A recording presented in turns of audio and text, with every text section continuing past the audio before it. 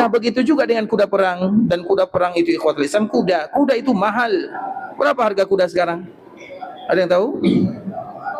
Kuda saja ikhwatul Islam kalau di uang rial mungkin ya, ada berapa kira-kira? 50.000 rial. Itu kuda biasa ya, kuda biasa. Tapi ini adalah kuda perang. Kalau kuda perang itu harganya di atas 1 juta rial. Karena kuda perang lain dari yang lain. Seperti kereta, mobil, tak sama antara mobil biasa dengan mobil yang dijadikan untuk berjihad di jalan Allah Azza wa Jalla, tak sama. Dan kuda Nabi Sulaiman lebih lagi daripada itu, karena satu-satunya kuda yang punya sayap adalah kuda Nabi Sulaiman alaihi salam. Jadi kuda yang dijadikan untuk berjihad di jalan Allah Azza wa Jalla. Makanya di dalam Al-Quran disebutkan, inni ahbabtu hubbal khair. Sesungguhnya ditanamkan kepadaku rasa cinta kepada al-khair. Al-khair itu maknanya adalah al-khair, yaitu kuda. Kemudian Nabi Sulaiman sangat suka, sangat sayang, hobinya hobi yang dijadikan untuk berjihad di jalan Allah Subhanahu wa taala. Kudanya lebih daripada 20.000. Jadi kuda Nabi Sulaiman itu bukan sedikit, dan semuanya adalah kuda yang diberikan sayap oleh Allah Subhanahu wa taala. Kemudian ketika Nabi Sulaiman merawat kuda-kudanya, karena orang yang suka kepada sesuatu maka mereka akan menghabiskan waktu. Kalau bahasa kasarnya, apabila seseorang suka kepada sesuatu bisa menyebabkan mereka lalai. Karena kalau sudah hobi, suka, maka seseorang akan melakukan semuanya. Begitu juga dengan Nabi Sulaiman. Jadi Nabi Sulaiman merawat kuda-kudanya, melihat, melatih, semuanya dilakukan. Dan yang dia lakukan itu adalah kebaikan, bukan keburukan. Kuda ini dilatih berjihad di jalan Allah, bukan keburukan. Sesuatu yang dia sukai itu adalah untuk menolong agama Allah Azza wa Jal. Tapi walau demikian ikhwatul Islam, suatu ketika dikala dia sibuk dengan kuda-kudanya, maka terlambat melakukan solat di petang hari.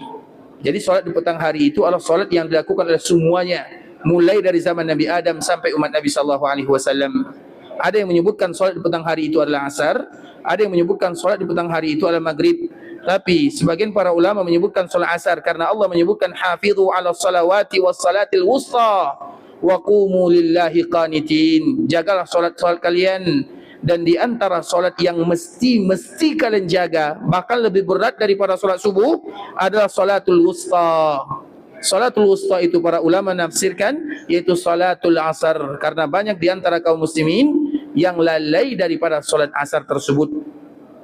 Kemudian ikhwatul Islam, maka dia Nabi Sulaiman alaihi salam lalai, bukan lalai meninggalkan atau lewat waktunya, karena untuk merawat, melatih kuda-kuda perangnya. Maka di saat itulah ikhwatul Islam, di antara sifatnya adalah awwab. Ada orang tawwab, ada orang awwab. Awwab itu ikhwatul Islam, kalau tawwab itu taubah. Taubah itu adalah orang yang berdosa urusannya dengan Allah Subhanahu wa taala. Ada lagi awwab. Awwab itu adalah urusan dia dengan Allah ma'al inkisar. Inkisar itu betul-betul bertaubat. Jadi kalimat awwab itu lebih tinggi daripada tawwab. Jadi ada taubat, ada awwab. Awwaba, ada tawwaba. Dua kalimat yang memiliki makna yang sama, tapi hakikatnya berbeza. Terlepas daripada itu semua ikhwatul Islam, Nabi Sulaiman disebut dengan awwab. Kemudian dikala dia mengetahui dia lalai, terlambat melaksanakan solat di petang hari, anggaplah solat asar, maka di saat itulah dia kembali kepada Allah, memohon ampun kepada Allah Subhanahu wa taala.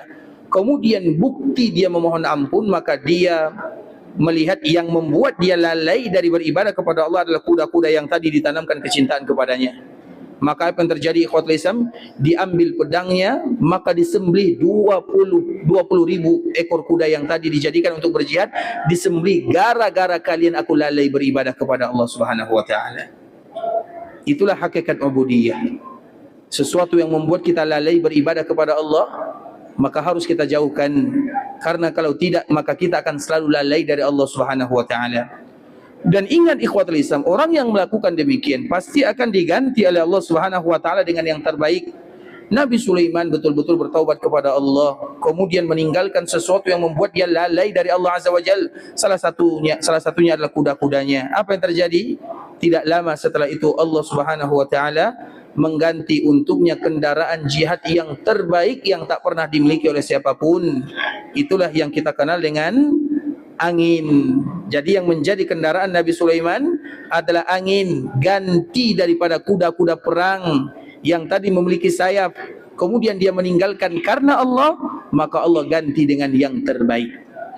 Makanya tidak ada satupun orang yang meninggalkan sesuatu karena Allah, kecuali Allah pasti akan ganti yang terbaik. Kalau tidak di dunia, maka di akhirat.